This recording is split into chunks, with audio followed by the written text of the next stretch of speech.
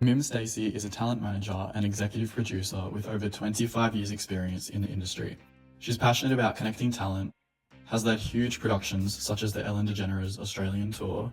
She's a Logie winner, head of talent at News Corp, and an absolute inspiration to me as a comms and media student. I was lucky enough to be connected with Mim through a recent networking event, and it's my pleasure to introduce you to her. Mim, thank you so much for joining me. Yeah, great. So the first thing I have to ask is just for consent to be recorded and to participate in the interview. This will obviously be heard by my tutor and my peers as well. You have my permission. Oh.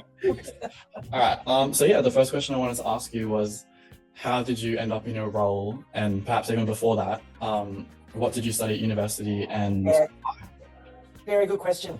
So I actually studied a Bachelor of Arts straight out of school. Mhm. And I actually majored in Japanese and music, and I did sort of feminist history. It was a really great degree, actually. I loved it. That was at Melbourne University. And then I went on to do my master's at Monash University in media and communications. So that's when I really sort of honed into the media comms area, and I just loved it. And it was a 2-year degree, and I did a year of it on exchange in Sweden. And Sweden had a really fantastic media comms degree at a university called Uppsala, which is just north of Stockholm. So then I kind of met other like-minded people who are working in media comms. And you've got to remember, this is like back, like the internet had, email had just started. yeah. To connect, like, you know, we had to turn up to classes. There was nothing online. So we did get to meet each other, and it really sort of sparked this real love of it for me. I actually started working in the international office at Monash University. And then after that, a friend said, oh, there was a position as a talent manager for musical theatre. So I actually started in that. As a result of that, I was then obviously booking these talent onto morning TV shows, because that's often the time where they'd get more exposure. And so at that time, way back then, there was a guy called Bert Newton, and he had a show called Good Morning Australia with Bert Newton. And so I was calling the producers there all the time, and then a job came up there.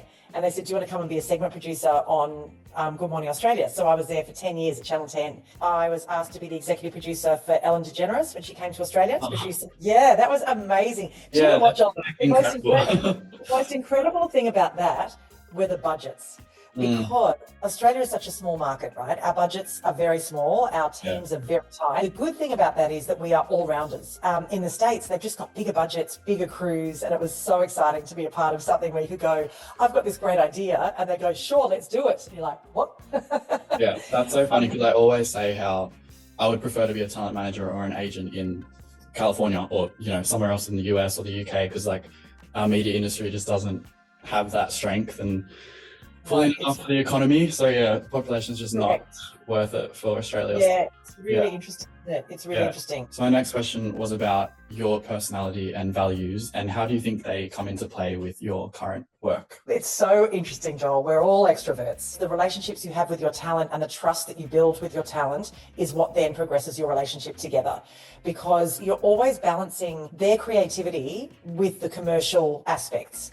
And so you need to be able to protect them in a way at the same time as getting them work, and suits their values as well. The people who want to be on camera but are being talent managers and producers don't do very well, because they're constantly wanting to be on the other side of that. Like, as you said, you've really got to want to do that behind the scenes. And I actually hate being on camera, and I've had to do it a couple of times, but I love being behind the scenes. I love pulling the strings. I love working with my talent to create really great work.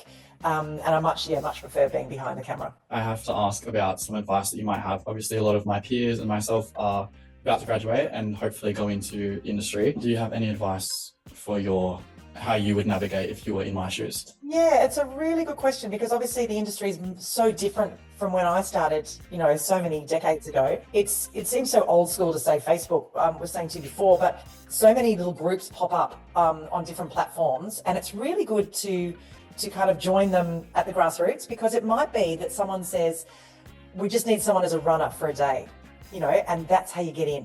When asked about the future of work, Mim didn't talk about personal achievements. She talked about people.